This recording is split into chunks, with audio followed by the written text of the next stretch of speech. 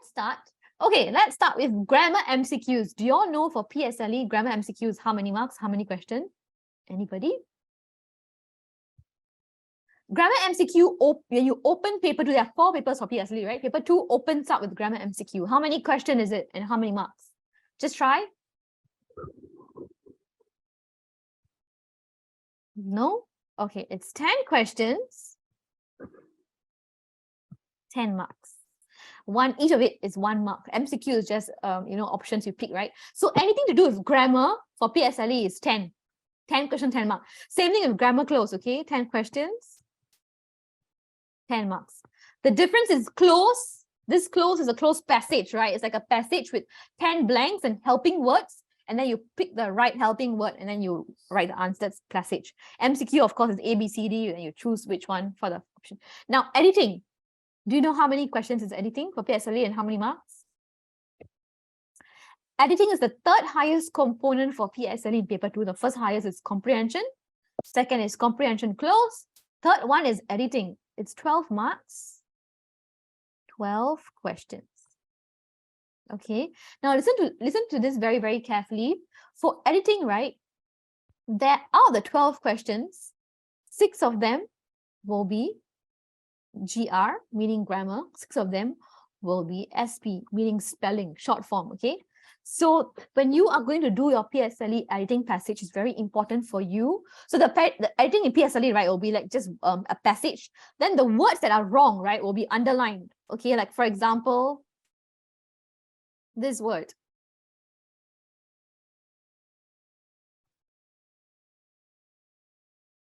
Okay, this word, okay, will be underlined and they'll put a box on top. You are supposed to write the correct answer and check whether it's a spelling mistake or a grammar mistake. So in this case, clearly it's a spelling mistake, right? So you'll write SP and then you will write the spelling on top. You write the spelling, the correct spelling inside. So the word is wanted, right? So the reason why I gave you as an example is to let you know, if the mistake is a spelling mistake, then you don't change the grammar. You only change the spelling. So for this case, you can see ED, right? So you must take note that the tense remains the same. You cannot change it to just want or wanting. Okay, it has to be the same tense. You only change the spelling. However, if it's a grammar mistake, for example, this word is underlined. Okay, like for example, this word is underlined. This word, for example. Okay, obviously ran is spelled correctly in past tense, right? So the box below, they will ask you to write the answer on top, right? So you know this one is going to be a GR, a grammar mistake. So it will either be running, it will either be run, that will be the answer, okay? Run or running, okay? Depending on the sentence and the context, right?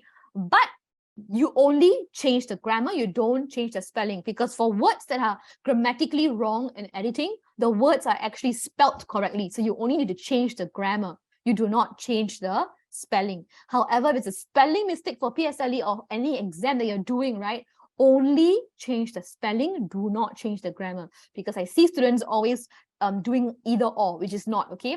And always take note, the first thing you do is before even write the answers for your editing, right, you want to make sure you count that you have 6 SPs, spelling, and 6 GR, because there only will be 6 spelling mistakes and 6 grammar mistakes. If you have more than 6 for each of the component, you know something is wrong, okay? Just to take note. So now let's start with grammar, MCQ. Good that both of you have done your tutorial already for today, so well done. So let's start with choosing my pen color. These are my pen color options. Which color do you want me to write with? We shall let Emma choose first. The next one, Kiran can choose. What color do you want? Purple. Purple. Is it the dark purple? The dark purple, yeah. This one? Okay. Purple. Okay, I'll use this color first. Okay, so this one, can you tell me the answer? Anybody? And yes, Kaden, what's the answer and why? Reflection. And herself. Yes, very good. Answer is herself. Why is the answer herself? Because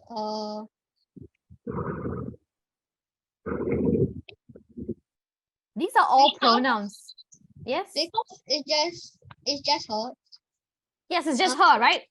Yes, it's she, Julia, right? Julia, right? She is looking at herself, right?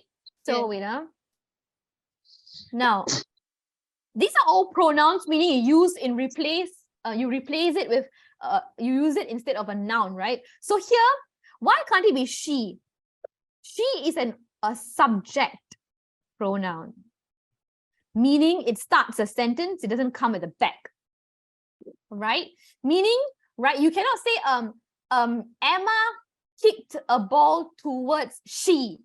You will say Emma kicked a ball towards her, because she is a subject pronoun, meaning she needs to always come before the verb. So you can see the sentence, right? Looked is the verb. This is a verb, right? Subject or pronoun will always come in front of the word, in front of the verb. So you can see she here because she is the verb, the subject. The object in a sentence is someone who's receiving the action. So for example, she looked at her. Her is a object pronoun because the object is receiving the looked, right? She's receiving the action. So that's an object pronoun. Okay, here you know the answer has to be herself, because when the subject and the object, okay, this case, this blank is the object, right, is the same person, then you will use herself, himself, myself. Okay, I look at myself, he looked at himself. Okay, so if the object and the subject is the same person, then it will be herself, himself, whatever. Of course, itself refers to a thing. Okay, so that's why the answer is herself. Okay, good. So let's look at the next question. Oh yes, give yourself a point for the answer, Kaden. And also for the clue. 2 points, one for the answer and one for the clue. Number 2, what is the answer and what is the clue, Emma?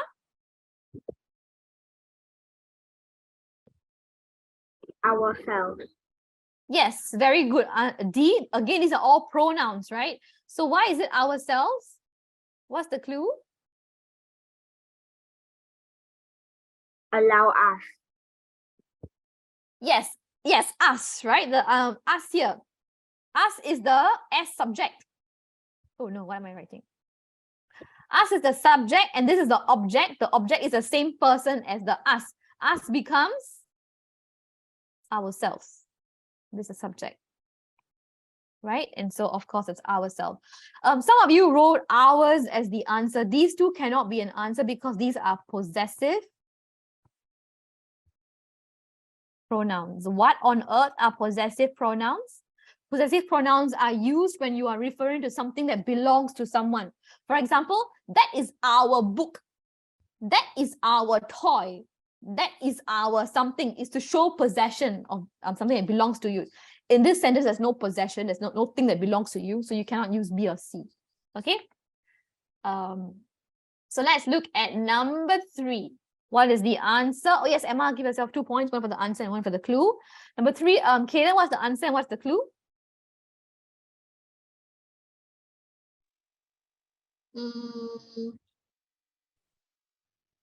That you cut out from the magazine.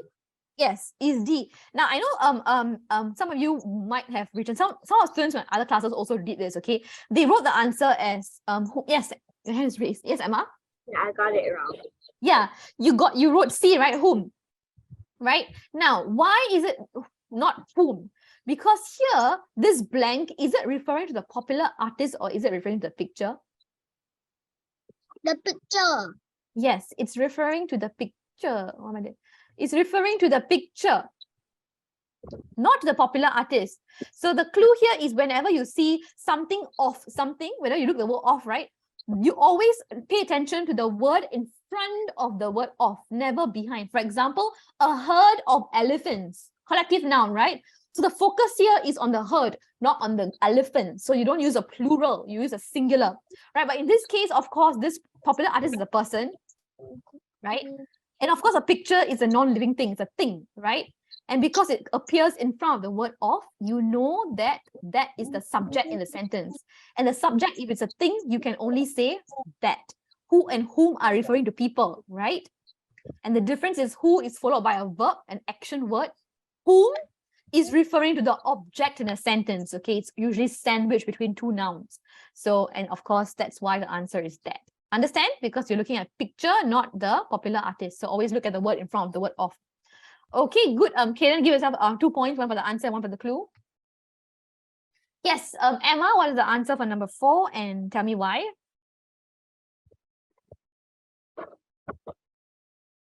Hungry. Hungry, very good. Answer is A. Why is the answer A? What's the clue? You haven't eaten all day. Yes, only she hasn't eaten all day. The others are all comparison, right? And she must. The clue here is actually must. Let me explain.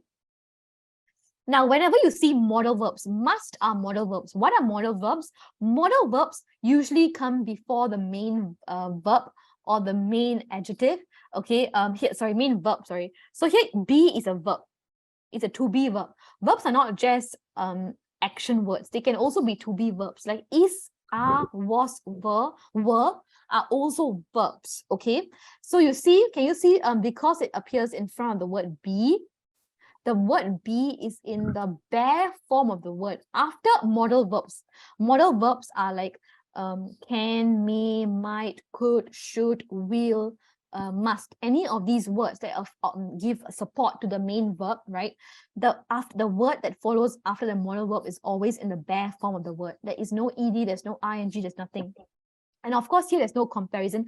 Hungrier than someone. If you say hungrier, it must be hungrier than someone, right? Here is not a comparison, so it cannot be hungrier, right? Hungriest means she's the hungriest student in the class, okay? Again, it's a comparison, but is absolute, okay? It's like there's nobody else hungrier than her. Hungrily is an adverb, right? It's describing, for example, she ate hungrily, okay?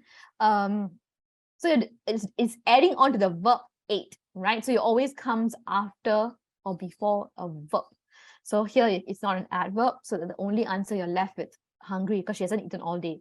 Okay, so good answer is A. Very good. Gives them 2 points for the answer and the clue.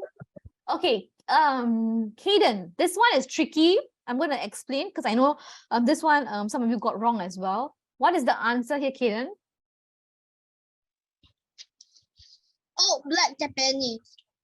Old black Japanese. Yes, the answer is B. Now, can you tell me why the other answers are wrong? Because old and black is something that explains the something like gives a little bit more details.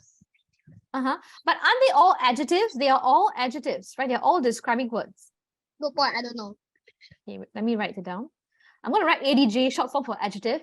Adjectives are describing words. They describe a noun. In this case, they are describing the car, right? Now, why is the other options wrong? Usually adjectives in front, you always go by how it hears, but there is a reason for it. Let me tell you. Always, this is the order, okay? General goes before specific, okay? Or opinions before facts. Right? Something that is general or is an opinion always comes before facts or always comes before something that's specific.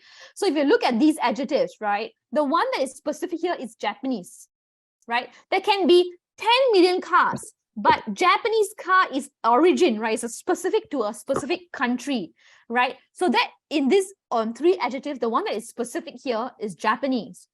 Old and black are just general adjectives. Okay, and whenever, and you also notice that's capital J, capital J, capital J, right? So the one that is specific, okay, or it's a fact, must always come before the word car, okay, which in this case is Japanese. You can't have any other order in it, okay? However, although this is the more easier way to remember the order of adjectives, there is actually an order, a sequence for adjectives. You cannot just write any adjective in front of the noun. Okay, and I'm going to show you in the next slide what I mean by that. Okay, so wait, let me just write it here first. I'm going to write here black, old, Japanese, right? Japanese. So adjectives has an order. So whenever you have 10 million adjectives, okay, nobody ever adds 10 million adjectives in front of a noun. The maximum they add is 3.